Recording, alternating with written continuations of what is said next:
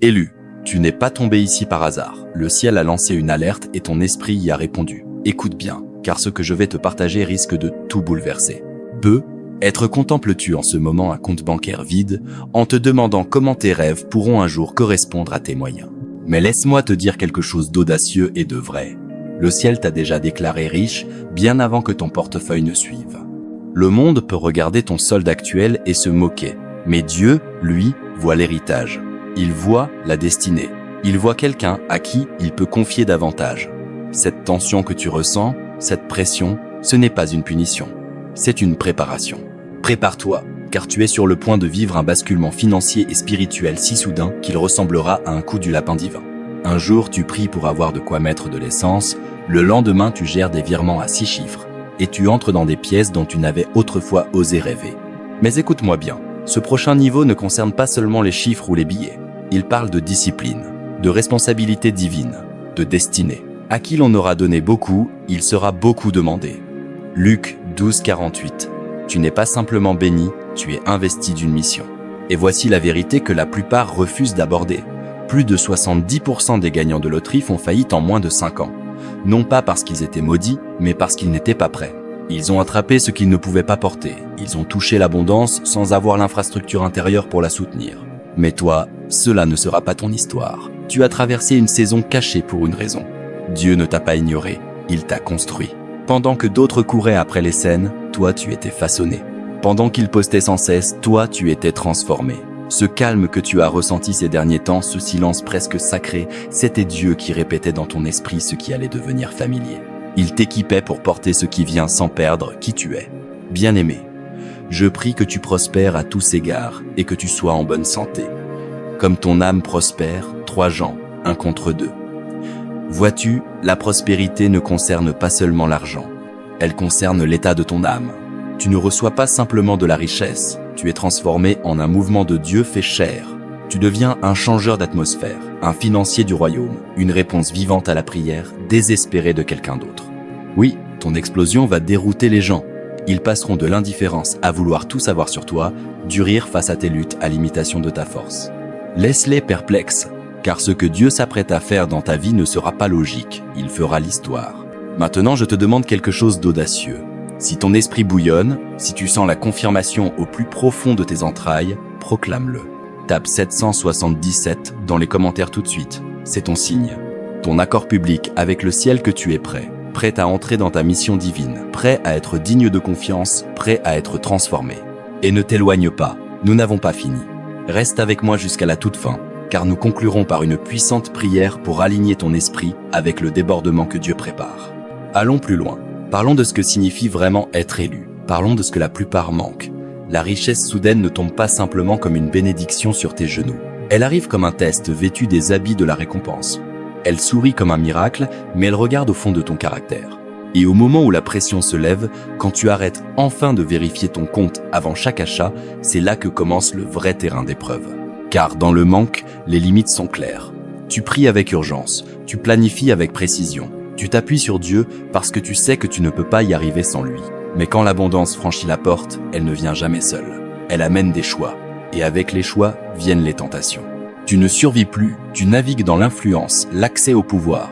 Et le pouvoir, ne te trompe pas, est un miroir. Il révèle ce que tu as essayé de cacher même à toi-même. Ce désir de prouver quelque chose, cette faim d'être admiré, cette peur silencieuse de retourner d'où tu viens, tout remonte à la surface. Si ton identité reste encore enroulée autour de ce qui t'a manqué dans l'enfance, tu ne posséderas pas la richesse te possédera. Souviens-toi du roi Saül, il n'a pas commencé arrogant. Il se voyait petit à ses propres yeux. Mais dès que la couronne a touché sa tête, les fissures de son âme se sont élargies. Son insécurité est devenue obsession. Le pouvoir a exposé ses blessures non guéries. Au lieu de servir son peuple, il a saboté sa propre destinée. Dieu ne te donne pas la richesse pour exhiber sa faveur. Il te la donne pour mesurer ta gestion. Ce n'est pas un trophée, c'est un outil. Et entre des mains non entraînées, un outil devient une arme qui blesse les autres et te blesse toi-même. Voilà pourquoi il permet le délai. Non pour punir, mais pour purifier. Pour arracher l'orgueil, brûler la cupidité, libérer ton âme de l'addiction aux applaudissements. Parce que la richesse entre les mains d'un cœur blessé, c'est comme le feu entre les mains d'un enfant. Ça ne purifie pas, ça brûle tout ce qui est apporté. Si tu as eu l'impression d'être coincé dans une boucle d'attente, tournant en rond pendant que d'autres accéléraient, sache ceci, tu n'étais pas en retard, tu étais au camp d'entraînement divin. Le ciel construisait le genre de caractère qui ne craque pas sous la pression, le genre de foi qui n'oublie pas sa source une fois l'orage passé. Et voici ce que la plupart ratent, l'argent ne te change pas, il t'amplifie, il donne un micro à la vraie version de toi. C'est pourquoi la richesse peut ressembler à un projecteur. Elle ne crée pas les ténèbres, elle révèle simplement où elle se cache. Si l'amertume était tapie dans un coin de ton cœur, elle aura soudain une scène. Si l'insécurité chuchotait des mensonges, elle criera désormais. Si tu essayais déjà d'impressionner des gens qui ne t'aimaient pas, l'argent te donnera simplement plus de moyens de le faire et plus à perdre. On dit souvent, quand j'aurai de l'argent, je serai enfin heureux. Mais l'argent ne guérit pas le vide, il le met en lumière. La richesse n'est pas un pansement, c'est une lampe torche. Elle éclaire tout ce que tu espérais que le succès t'aiderait à éviter. Tes addictions dépensières, ta peur du silence, ton besoin d'être vu. Et si tu n'as pas affronté ces choses dans l'ombre, tu te noieras dans les distractions dès que la lumière te trouvera. C'est pourquoi Dieu entraîne les élus dans l'obscurité. Il regarde comment tu gères la pression quand personne ne te voit. Il écoute tes prières quand tu n'as rien de clinquant à montrer. Il étudie tes motivations quand ton nom n'est pas appelé. Car il sait que si tu es fidèle dans le peu, tu le seras dans le beaucoup. Le caractère est la seule monnaie qui garde sa valeur en toute saison. Et la vraie richesse céleste est faite pour reposer sur le caractère, non pour l'écraser. Voilà pourquoi ta préparation n'était pas une punition, c'était une protection. Et parlant de protection, ne confonds pas le délai avec un refus. Ne confonds pas le silence avec un rejet. Parfois Dieu te cache non parce qu'il te refuse quelque chose, mais parce qu'il protège quelque chose en toi. Si les portes s'étaient ouvertes trop tôt, si la richesse avait touché tes mains alors que ton discernement était encore tendre, tu aurais donné accès aux mauvaises personnes, tu aurais versé dans des coupes qui ne savent que fuir. Tu te serais entouré d'opportunistes qui portent la loyauté comme un masque. Regarde Joseph. Il a reçu très tôt des rêves d'influence, mais Dieu ne l'a pas élevé immédiatement. Joseph a dû endurer la trahison, la prison, l'isolement. Non parce que Dieu l'avait oublié, mais parce qu'une promotion prématurée l'aurait détruit. Il avait besoin de la prison pour acquérir la perspective capable de gérer le palais. Certains d'entre vous étaient entourés de gens qui aimaient votre potentiel mais n'avaient aucune intention d'honorer votre dessein. Alors Dieu a laissé le temps faire son œuvre. Il a laissé la trahison t'enseigner. Il a laissé le silence affiner ton oreille. Il a laissé l'isolement élaguer ton cercle. Non pour te briser, mais pour protéger la bénédiction d'être placé entre de mauvaises mains, même si ces mains étaient autrefois les tiennes. Et quand la richesse viendra, et elle viendra, tu comprendras pourquoi il a fallu tant de temps. Tu regarderas autour de toi et tu verras moins de visages, mais des fondations plus solides. Tu verras ceux qui n'ont jamais eu besoin de ton statut pour respecter ton âme. Tu verras ceux qui sont restés non pour ce que tu avais, mais pour qui tu étais. Parce qu'au bout du compte, Dieu ne forme pas simplement des millionnaires. Il forme des intendants matures, des gens qui ne se contentent pas de détenir l'argent, mais qui portent du sens. Qui ne se contente pas d'acquérir la richesse, mais qui multiplie l'impact. Donc si tu as attendu, si tu t'es interrogé, si tu as douté, respire. Tu n'es pas en retard, tu es en train d'être aligné. Tu vas affronter de nouveaux combats. Menaces légales, contrôles fiscaux, procès destinés à te distraire, des pertes qui surgissent de nulle part, des gens qui cherchent à te pousser sous les projecteurs pour de mauvaises raisons, des attaques spirituelles non seulement sur ton argent, mais sur ton esprit. Mais c'est là que le basculement se produit. Tu arrêtes de vivre pour la sécurité et tu commences à vivre pour l'héritage. Dans ce nouveau royaume, le discernement devient ta défense, la sagesse devient ta vraie richesse et les limites deviennent ta protection. Car désormais, chaque décision compte. Chaque oui porte du poids. Chaque non protège quelque chose de sacré. Tu apprendras à t'éloigner de tout ce qui menace ta paix, à dire non à ce qui semble bon si cela ne te semble pas juste. À te souvenir que le succès ne consiste pas à rester au sommet, mais à rester fidèle. Et à travers tout cela, une vérité te portera. La vraie bénédiction n'a jamais été l'argent. La vraie bénédiction, c'est la force que tu as gagnée, la stratégie que tu as apprise, la clarté avec laquelle tu marches désormais, la relation avec Dieu qui est devenue ton encre. Tu n'as pas été élu simplement pour devenir riche. Tu as été élu pour rebâtir des fondations, briser des chaînes générationnelles et porter des réponses enveloppées de sagesse. Après l'isolement, le discernement, les combats spirituels et le poids de l'intendance, il reste un dernier basculement à opérer. Et il n'a rien à voir avec qui tu es devenu en public, mais tout à voir avec ce que tu portes en privé.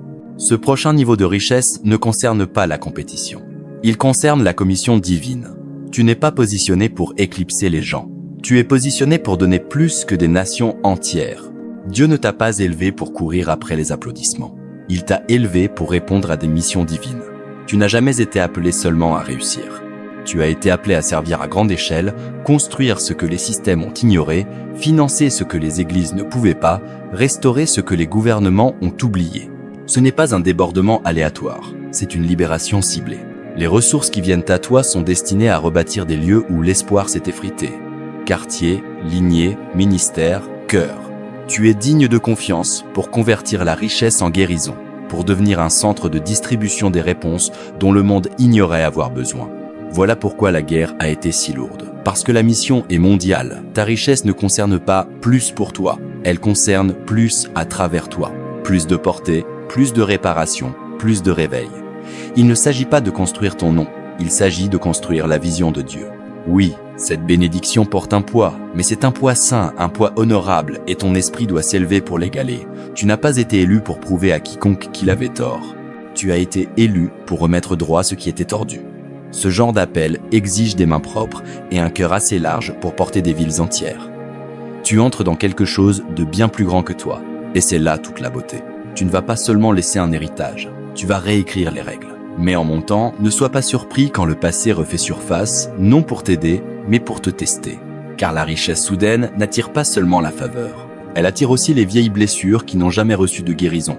Des visages du passé réapparaîtront, certains avec des sourires, d'autres avec du silence, quelques-uns avec la même rancœur tranquille qu'ils ont toujours portée. Ce sont ceux qui se sont moqués de ton chemin, qui ont méprisé ta valeur ou qui t'ont brisé quand tu étais le plus vulnérable. Et maintenant ils reviennent non parce qu'ils ont changé, mais parce que toi, tu as changé. Voici le défi. La plupart ne s'excuseront pas. Ils ne reconnaîtront pas ce qu'ils ont fait. Ils feront comme si rien n'avait existé. Et à ce moment-là, tu sentiras l'envie de leur rappeler qui tu es devenu, de leur faire ressentir ce que toi tu as ressenti. Mais ce n'est pas le royaume, c'est l'ego.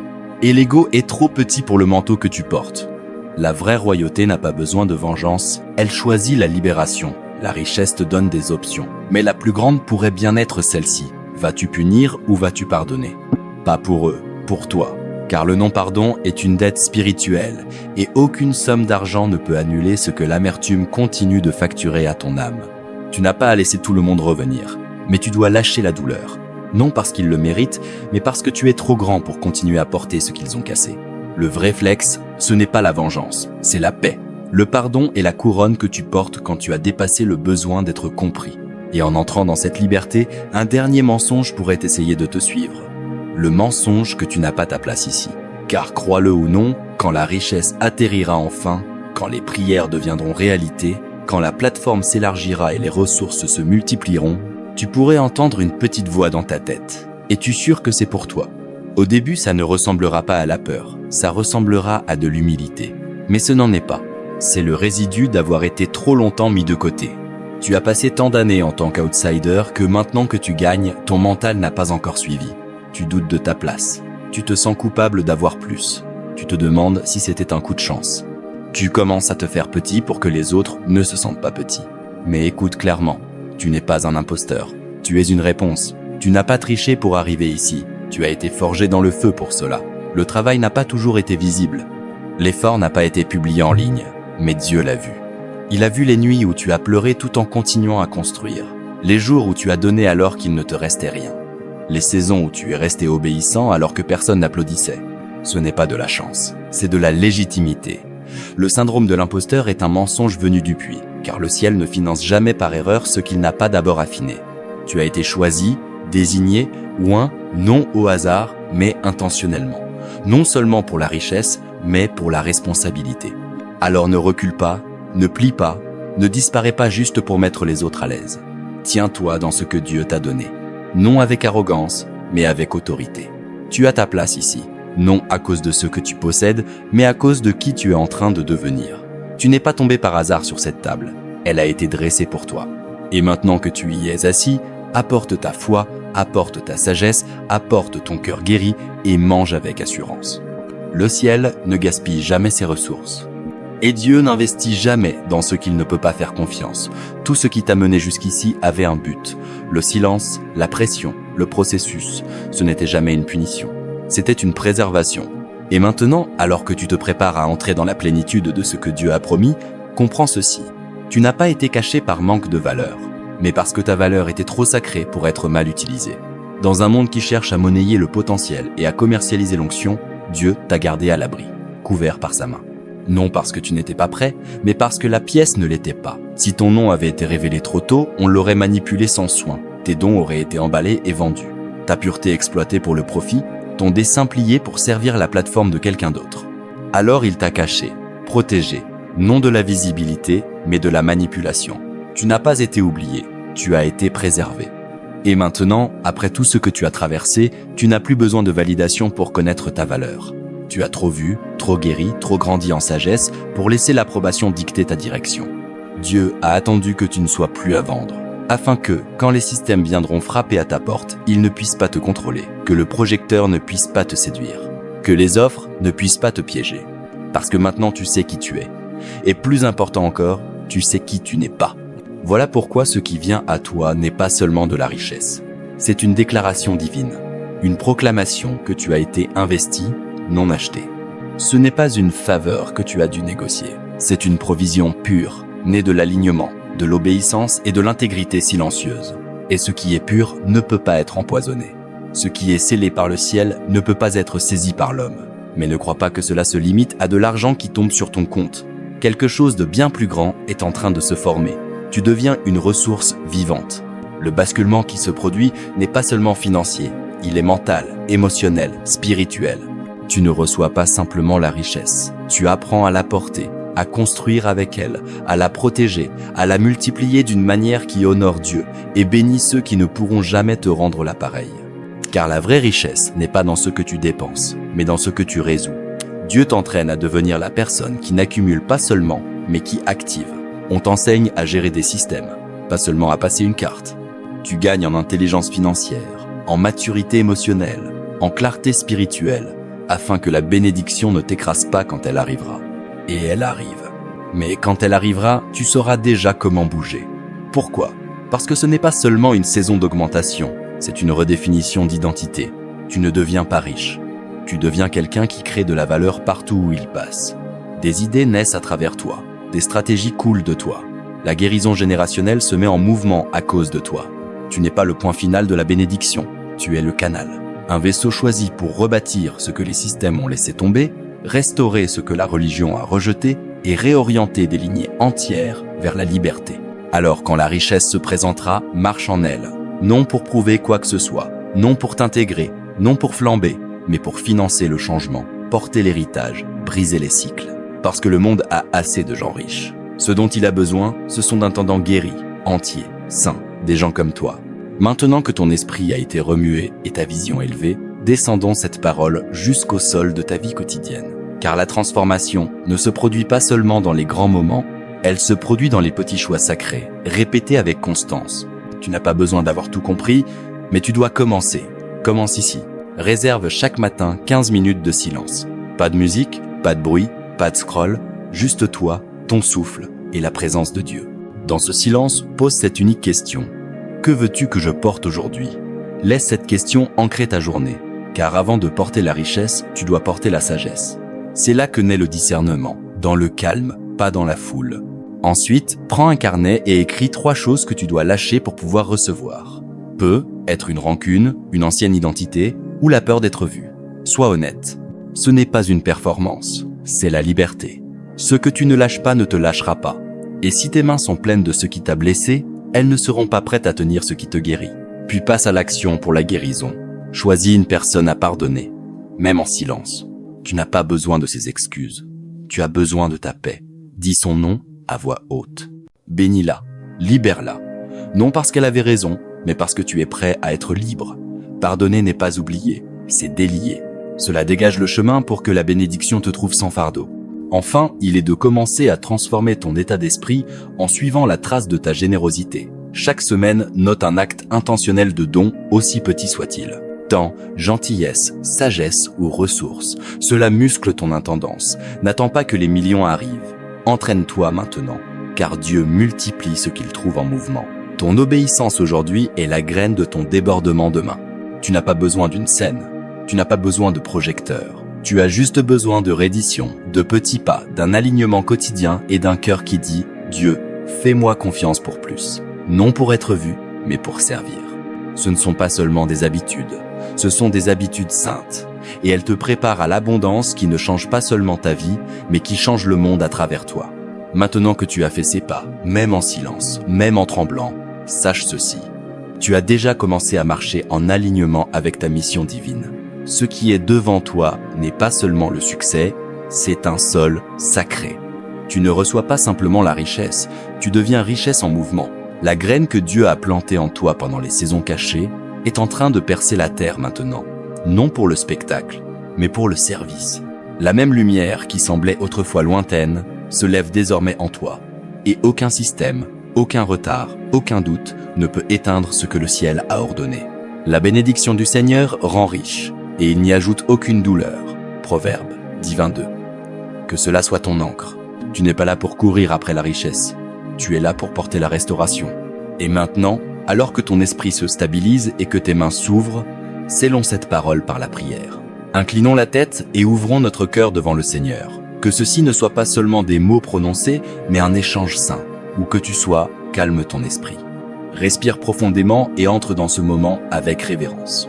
Père Céleste, nous venons devant toi aujourd'hui humbles, reconnaissants et pleins d'attente. Merci pour ta présence inébranlable à travers chaque saison silencieuse, chaque vallée sombre, chaque lieu caché où nous nous sommes demandé si tu nous voyais encore. Et pourtant, même dans l'ombre, tu étais là, affinant, façonnant, élagant, préparant. Merci Père pour le couvert que tu as placé sur nos vies quand le monde nous ignorait.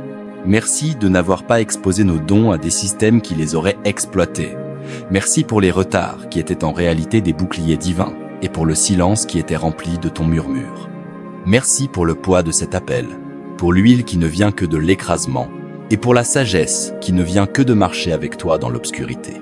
Seigneur, aujourd'hui nous reconnaissons que nous ne nous sommes pas choisis nous-mêmes. C'est toi qui nous as choisis. Tu nous as mis à part, non pour les projecteurs, mais pour l'intendance. Non pour les applaudissements, mais pour une mission divine. Et pour cela, nous te disons merci. Et pourtant, Seigneur, nous confessons qu'il y a encore des jours où nous nous sentons incertains. Des jours où le poids semble plus lourd que la bénédiction. Des jours où la peur essaie de s'infiltrer par les portes ouvertes et où les anciennes blessures parlent plus fort que la vérité présente. Nous confessons les moments où nous avons douté, les fois où nous avons essayé de forcer ce que seul toi pouvais libérer. Pardonne-nous, Seigneur, les fois où nous nous sommes contentés de performance au lieu de dessein, de validation au lieu de vision. Tout de suite, nous déposons tout à tes pieds. Chaque peur, chaque ancienne identité, chaque insécurité persistante qui nous dit que nous sommes indignes de ce que tu as promis. Nous abandonnons le contrôle. Nous lâchons la pression de performer. Nous t'offrons nos plans, nos plateformes, nos noms, nos ressources. Nous ne voulons pas être impressionnants. Nous voulons être impactants pour le royaume. Seigneur, nous te demandons avec audace. Prépare-nous à porter ce que tu t'apprêtes à déverser. Rends nos cœurs purs. Rends nos mains saintes. Enlève tout ce qui en nous saboterait la bénédiction une fois qu'elle arrivera. Affine nos motivations. Approfondis notre discernement. Garde-nous de tout faux semblant déguisé en opportunité. Nous te demandons, Dieu, une double portion de sagesse, la même que Salomon a demandé, non pour le statut, mais pour gouverner, justement. Fais de nous des intendants fidèles de la finance comme de la faveur. Apprends-nous à multiplier ce que tu nous confies. Montre-nous comment financer ce qui est sain. Guide-nous pour construire ce qui est éternel. Ta parole dit dans Deutéronome 8:10-8. Souviens-toi de l'Éternel, ton Dieu, car c'est lui qui te donne le pouvoir de produire la richesse. Seigneur, nous nous souvenons de toi aujourd'hui. Nous te reconnaissons comme notre source. Pas une plateforme, pas un salaire, pas une personne. Toi seul est notre pourvoyeur. Ta parole déclare dans Luc 6:10. Celui qui est fidèle dans les petites choses l'est aussi dans les grandes. Alors aide-nous à être fidèles maintenant, dans le petit, dans l'invisible, dans le silence. Que notre caractère soit enraciné plus profondément qu'aucun projecteur ne pourra jamais éclairer. Que nos vies parlent plus fort que n'importe quelle légende, et que notre fruit parle plus fort que n'importe quelle gloire. Père, pour chaque élu qui écoute en ce moment, je proclame Psaume 1 contre 3 sur sa vie. Il est comme un arbre planté près d'un cours d'eau qui donne son fruit en sa saison et dont la feuille ne se flétrit pas. Tout ce qu'il fait prospère. Seigneur, établis-le dans la vérité. Rends-le fructueux. Fais-le prospérer non seulement financièrement, mais spirituellement, émotionnellement, d'une génération à l'autre. que cette richesse ne passe pas à travers lui comme une vague, mais demeure en lui comme un puits profond, stable et vivifiant. Et quand les portes s'ouvriront, quand l'influence viendra, quand la richesse coulera, fais qu'il se souvienne de qui il est, fais qu'il se souvienne de qui tu es. Que son nom soit connu, oui, mais que ton nom soit élevé plus haut. Car ce n'est pas seulement une histoire de gain personnel, c'est une responsabilité prophétique. Ce n'est pas la fin, c'est le commencement. Et nous déclarons, comme dans Philippiens 1:6, « Celui qui a commencé en nous cette bonne œuvre la rendra parfaite jusqu'au jour de Jésus-Christ. » Alors nous disons oui encore, pleinement, librement, sans peur, oui à l'appel, oui au coup, oui à la responsabilité, oui au débordement. Au nom puissant et incomparable de Jésus, nous prions. Nous nous abandonnons et nous recevons. Amen. Si cette prière a remué quelque chose dans ton esprit, si elle a confirmé ce que Dieu te soufflait déjà au cœur, tape « Je le reçois » dans les commentaires comme ta déclaration personnelle d'accord avec le ciel. Et si ce message t'a profondément parlé, ne rate pas ce qui arrive ensuite. Abonne-toi pour ne jamais marcher seul sur ce chemin. Plus de prières, plus de vérité, plus de clarté envoyée directement quand tu en as le plus besoin. D'ici la prochaine fois, reste enraciné, reste prêt et reste aligné.